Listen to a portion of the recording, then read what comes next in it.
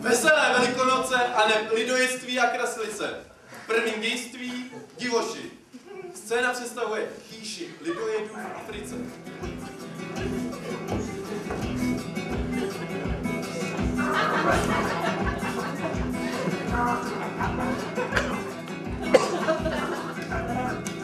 Průzkumník civilizátor vstupuje.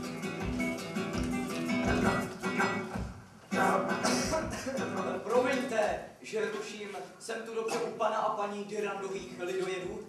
Ale ano, dobrý běloku. Naše pravé jméno bylo sice VVZV, ale HWEHZWF. Ale náš drahý syn, který studuje v Paříži, přijal jméno Dyrand a prosil nás, abychom učinili taktéž. Je to jednodušší pro korespondenci. Přicházím právě od vašeho syna. Od našeho dítěte. No buďte vítát v naší skromné chýši. Měl jsem příležitost se s ním seznámit v latinské čtvrti a požádal mě, abych vám předal tento dopis.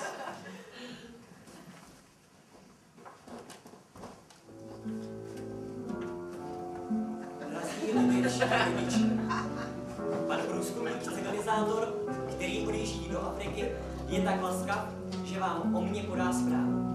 Je to přítel. Přijměte ho dobře. Pracuji velmi mnoho a brzy ukončím studium medicíny. Doufám, že jste všichni zdraví. Pan průzkumník civilizátor vás za mne obejme. Váš lidecký a milující syn Romulus Dyrand. PS. Hlavně ho nesněste, neslušelo by se to a mohlo by se pohoršit. Drahé dítě, už se bude moci brzy vrátit domů. A bude tady v Katersku vykonávat lékařskou praxi. Ne, ale se svým diplomem chirurgie najde jistě dobré místo šéf kuchaře na královské kuchyni. Ale přijměte místo, pane průzkumníku. No, to snad. Pojďte, nebude vám proti vůli rozdělit se s námi o naše skromné jídlo? Pojďte. Ach, jaká škoda, že jste nepřijel minulý týden. Měli jsme tady párek. Cestovatelů. Manžela a ženy. Ach, ta žena. Jaký nádherný kousek. Nikdy jsme nejedli nic tak přehočkého, to byste si pochutnali. Ještě jíte lidské maso. No, její manžel už tak dobrý není. A to jsme ho dali vařit už dnes ráno. Vy jste dali vařit i toho ubohého vdovce. No ano, no dejte si s námi, co hned za polévku a vdovce. Ne, tisíckrát ne, je to hanebné. Já se domníval, že lidojectví už neexistuje. Co pak se nestydíte takhle zpovídat své bližní? No a co k čertu podle vás asi máme jíst? No a co k čertu podle vás asi máme jíst? Dle zvířata zvěřinu. Jíst zvířata? Fuj! Jaký hnus, jen když si to představím, zvedá se mi z toho žaludek. V Paříži je klidněji. Bohužel. Však už se také jistě těší na prázdninky, aby si spravil žaludek. Jak se asi má tam v té zemi, kde lidé zabíjí odporná zvířata, aby se jimi živili? Vzpomíná to dobré dítě vůbec na svou starou matinku a na krásné písničky, které mu zpívala, když byl ještě maličký?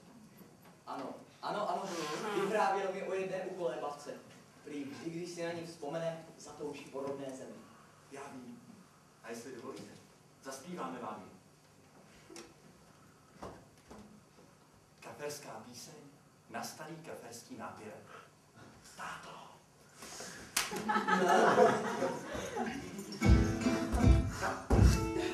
Hej, ja! Hej, ja! A hej, ja!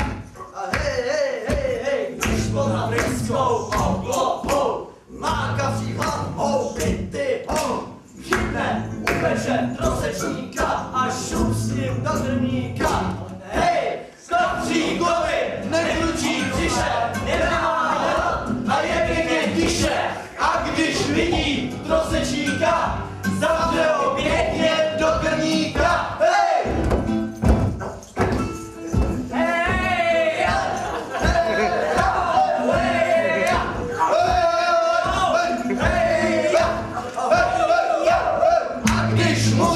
Zakručí v břiše, kapří koly z kapecké říše, otevře dvířka krmníku a smlsne si na trosečníku. Hej!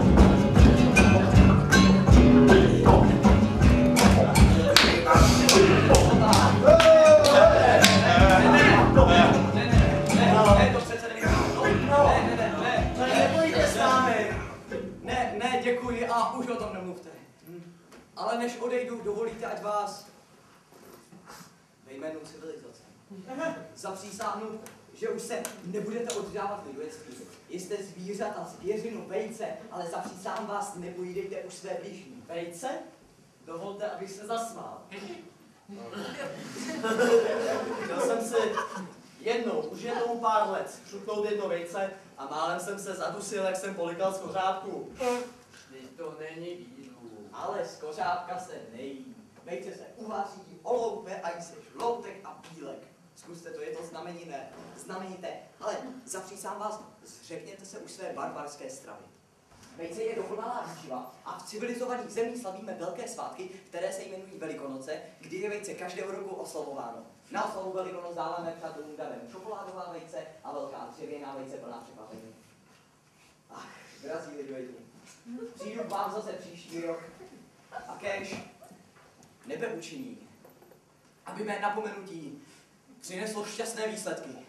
A aby mé civilizátorské civilizování přineslo šťastné výsledky a aby kuchyně nahradila navždy ve vašich zvicích pojídání lidského dobytka. Ano, jste mě obrátil na víru. Ano, napříště už budu dělat všechno pro to, co je v mých silách, aby se ze mě stal civilizovaný člověk. Jak říkáte? Slovo lidoveda.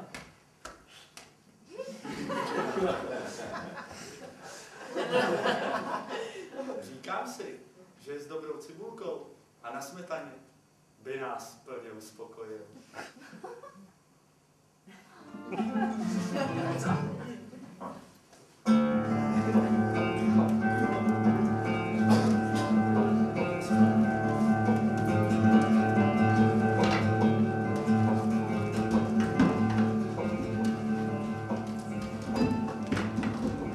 Druhé dějství, civilizování. Scéna představuje africkou poušť o rok později o Velikonocích.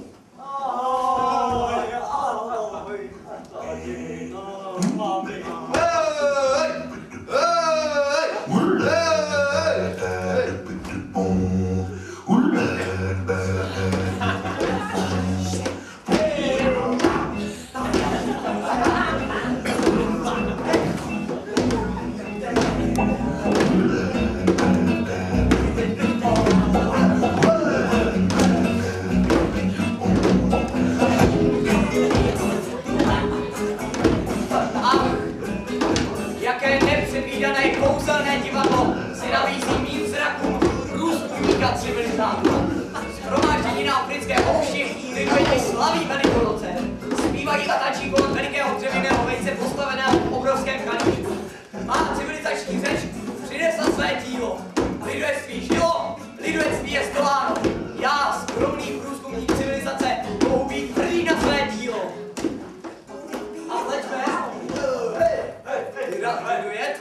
Právě rozbil se chyrou konec dřevěného vejce, které je jistě naplněno četnými překvapeními. Krouží svou vidličkou dovnitř a vytahuje lidskou nohu. A druhá. Peklo průzkumu. Co s Řím? Dva muži uvaření ve velikonoční kraslici. Číňan a anglický námořník. Ach, bídní lidozrouti. Jak to dodržujete své přísahy? Tomu říkáte jíst vejce? No, ale jistě dobrý bělku, vždyť se podívejte, nic nechybí. Bílé a žlouté. No. Chyba. Tady je jasně napsáno žloutek a bílek.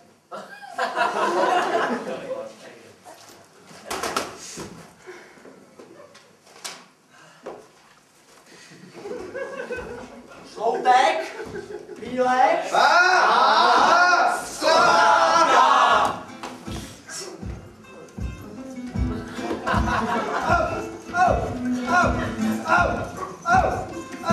a když voda veckou hlavou, máka přihladnou, ty hou, chytne, upeče, rozečíka a šup s ním do umíka. Hej, skapříko,